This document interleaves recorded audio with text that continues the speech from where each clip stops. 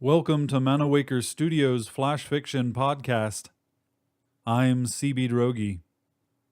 This week, Dolls for Deities by Russell Hemmell.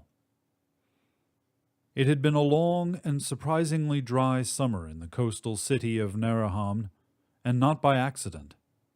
Instead of bringing over the usual clouds full of rain, Leary, the resident goddess of the lake, had decided it was now time to let the mortals know of her existence. Leary was unhappy, and she had every right to be. She had been providing that ungrateful little town with fish, water, and protection against ghouls for centuries, and they had not even considered it worthwhile to offer her any token of appreciation. She was not greedy, but small offerings now and then would have been a nice touch. Nothing strange in her request either. She knew for a fact that water deities were loved and cherished around the world. Whenever Leary thought about that shameless Brazilian Yamanya with her mermaid tail, she turned green with envy. Fine, she was already green, hair, skin, and everything, but still. Therefore, Leary decided that Sunday, knowing that the whole town would have been by the lake to pick up some much-needed fresh water, she was going to make her presence known and get all the attention she was entitled to. She was not exactly sure of the modalities, though. She didn't want to scare the mortals. After all those centuries, they were sort of family to her. How many had she rescued when stumbling in the water late at night after too many drinks or during winter storms?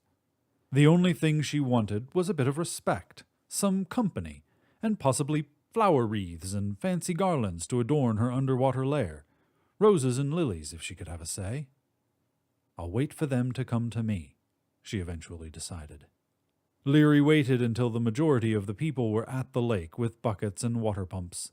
She emerged triumphantly from the water, long green hair over green-scaled skin with the delicate features of a banshee.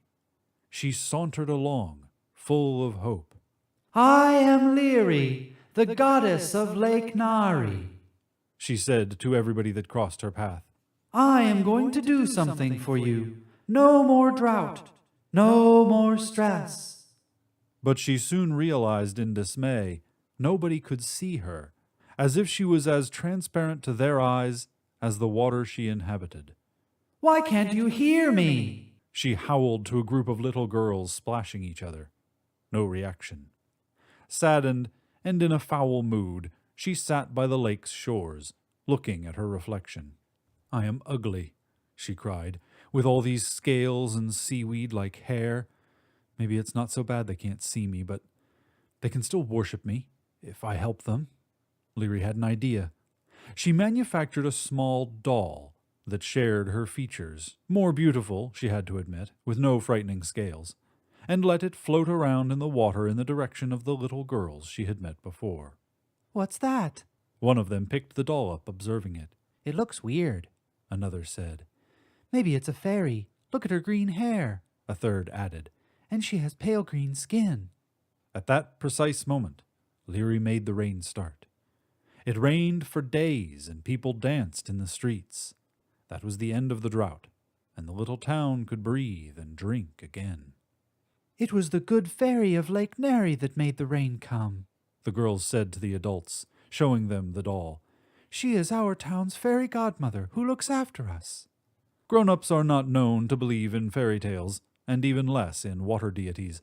But since all excuses are good to have one more celebration, the town decided that day was going to be remembered as the end of the summer drought, and spent every year by the lake, where dolls like the one just found were to be made and tossed into the water as an offering to the fairy. It's not exactly roses and lilies, Leary thought with a gleeful smile, but not even immortals can have it all, can they?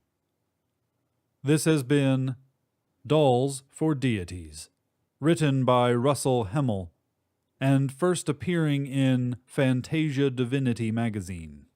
Flash Fiction Podcast is supported by Manawaker Studios patrons on Patreon, the voluntary pay-what-you-want subscription service. To find out more or to become a patron, visit patreon.com/Manawaker.